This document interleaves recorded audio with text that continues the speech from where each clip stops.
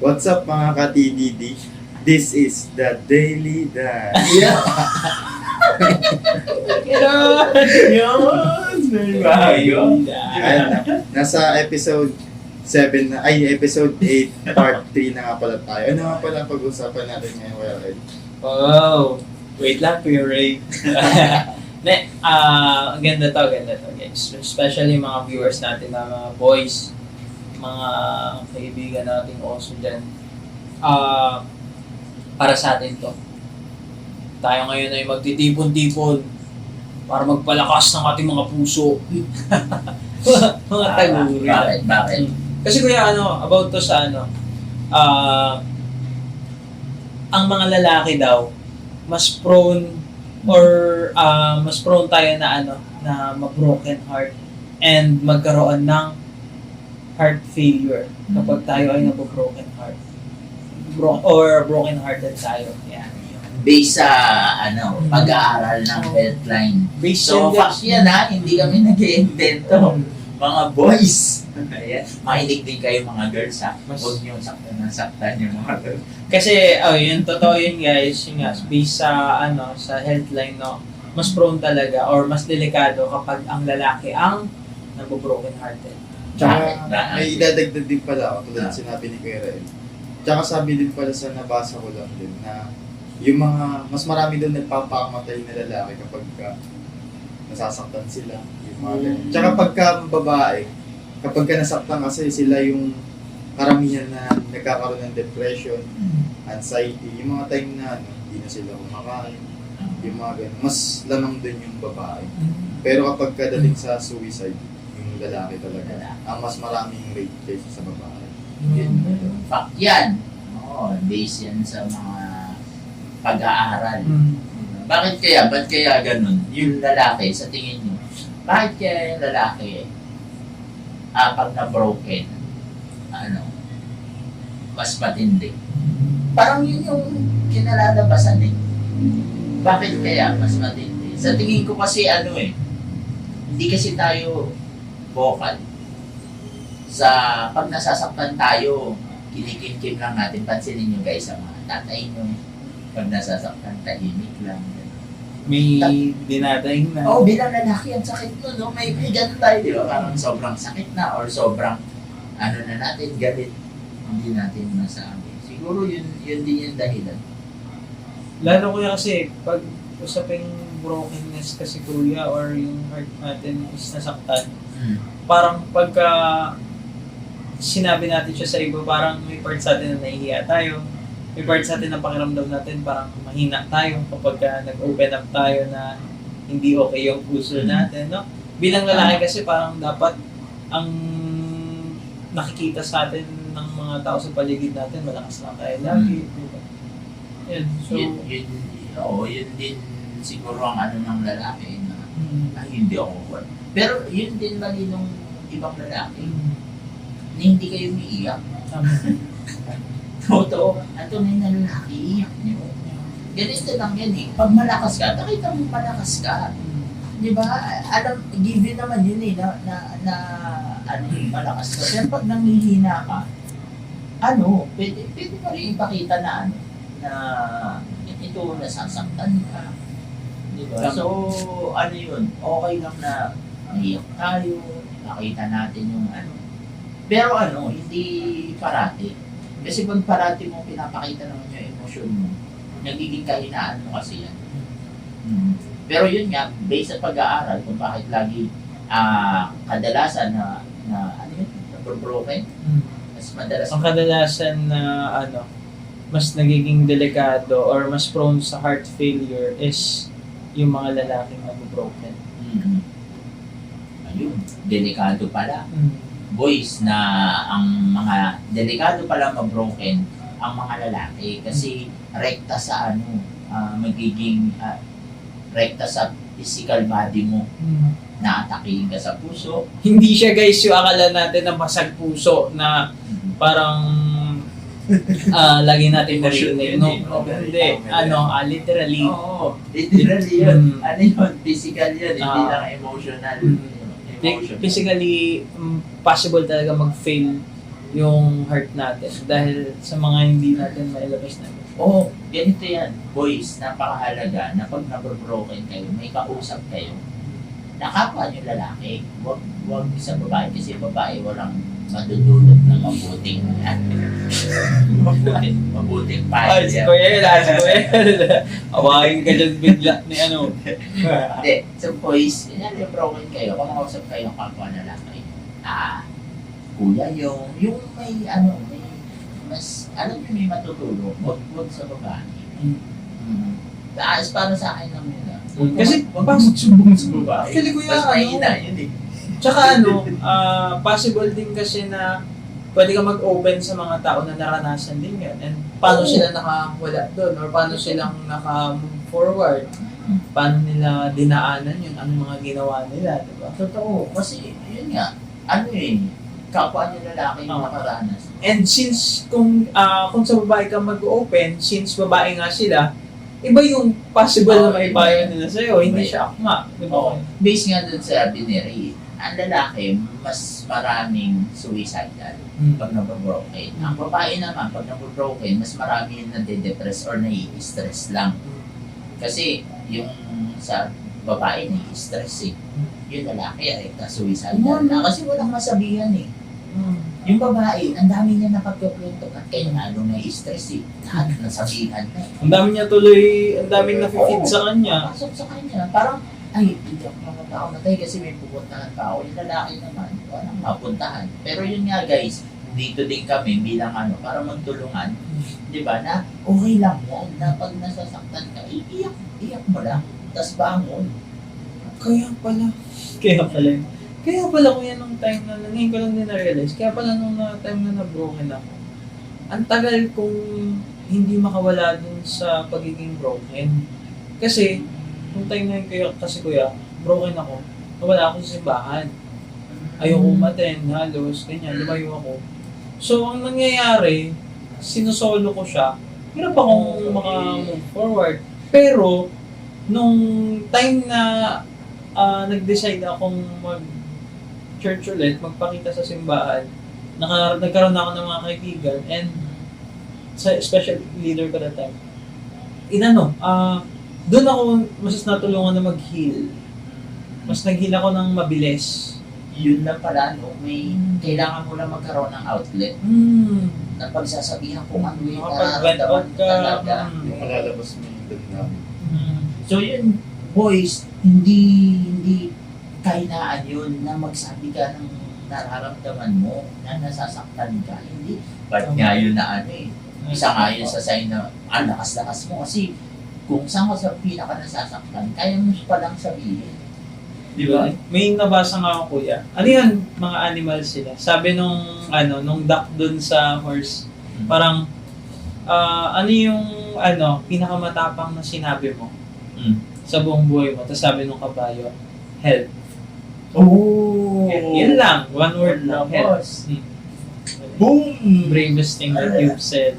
Ay, ang lakas nun Pero yun mo, kahit parang pang-nursery part yung baboy at kabayo ba yun? Cute nga eh. Oo. Pinakamalakas na sinabi is help. Help. Totoo yun. Di ba? Hindi pala ang pinakamalakas na sasabihin mo is fight. Laban. Laban or I love you, I miss you. Hindi Kasi, pala yun. kuya. Tsaka may mga battle kuya na hindi ginawa para lang sa'yo. May mga battle na ginawa ng may kasama. Even sa games kuya, di ba? May mga times na may need kang kasama. PUBG, pag namapatay ka, hingi ka ng tulong. Diba? So, hindi tanda yun. Kasi pag humihingi ka ng tulong, ibig sabihin, gusto mo pang mag-improve, gusto mo pang mabuhay. Di ba? Pag hindi ka na humingi ng tulong, wala na. Doon ka na pinakamahina pala. Tandaan nyo guys, magiging sobrang hina mo or magiging sign to na napakahina mo pag hindi ka na marunong humingi ng tulong sa iba. Parang you're full of yourself na kaya ko. Kaya ko, hindi. Ako po. Kaya kita mo, dun na re-recta na magkakaroon ka na ng heart failure. Kasi kaya ko, hindi mo na pala kaya. Kaya ko! wala na. Di ba? Ano? So ito, maging aware tayo sa health natin na boys, aminin natin na nasasaktan tayo. And sa mga girls, huwag yung paglaruan din. Vice versa, huwag natin paglaruan ang puso ng babae. Tama. At yung girls naman, huwag natin paglaruan yung puso ng lalaki. Kasi yun nga, hindi naman meron kasi mga lalaki na kaya nilang i-take yun. Yung mga sakit na yun, ako talaga, kahit anong sakit yan. Kasi vocal din naman ako. Pero merong mga lalaki na yun yung nagpapakamatay. So yun yung mahirap na part na yun. Ano pang ano nyo doon? And Insights nyo doon. yun talaga kuya, tama na yun lang naman ang pinakasikret doon guys.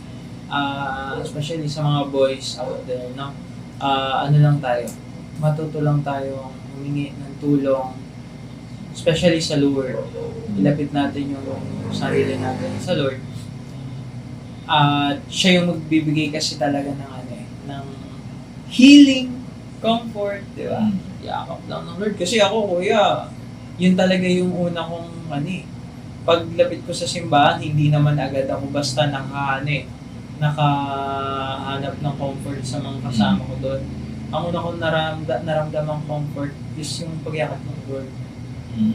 So, totoo na kapag sobrang broken natin, pakalapit ng Lord sa atin. So, ayan. Sa mga lalaki, ingat tayo sa mas okay nga, piliin natin yung battle na kakaharapin natin. Ingatan natin yung puso natin kahit anong mangyari. Hindi natin maiiwasan yung pagiging broken. Kasi matutulungan tayo niyan eh. Dalawang part yan eh. Yung pag na-broken ka, pwede kang manghina dyan. Pero yan din yung magiging way na mas magiging malakas ka. Parang sabi nga yan eh, ang true warrior, makikita mo yan pagka maraming battle scars. Totoong mandirigma, makikita yan pag marami ka ng sugat, marami ka rin yan, mga battle scars. Ganon din sa atin. Isa yan sa tanda na lumalaban ka or nakakahingi ka ng tulong. Kasi hanggang ngayon, nandiyan ka pa din. Di ba? Pero yung mga experience natin, yan yung mga battle scars natin, yung mga experience natin. Kita mo, ngayon, kaya tayo nakakapagsalita ng ganito. Kasi natin naging experience na nakatulong sa atin at natulungan tayo. Tayo naman, mga sinasabi natin, hindi to based sa kaalaman lang natin. Based to sa experience saka sa mga tao na kausap natin. Diba? So, yan. Okay yun na magsabi tayo ng nararamdaman natin. Pag nasasaktan, hanap ka ng tropang huwag sa babae. Kasi ang babae, Wag din may alak ko yan. Sa girls din, pag broken kayo, hindi naman namin yung depression. Magaling din kasi yung kapunta, suicidal din kasi yung depression. Pero sa girls, pagka nabro-broken kayo, piliin nyo rin yung mga taong na kakausapin. As much as possible, family ang kausapin. Para malis yung natin, mga nararamdaman. May mga kakilala kong ganyan ko kapatid or nanay nila yung doon sila nagbibenta. Pero may mga lang nakilala na kayo nagpakamatay. Ang may napanood, kuya, na kung naalala mo or napanood mo kuya yung nanay na iniwan ng asawa tapos nagpakamatay siya kasama yung mga anak niya. Ayun, nanay. Oo. Ayan. Kita mo. Lumalala din talaga siya gano'n. Meron akong kuya na nabalitaan na hindi. Dati yung mga umatin din dati sa church.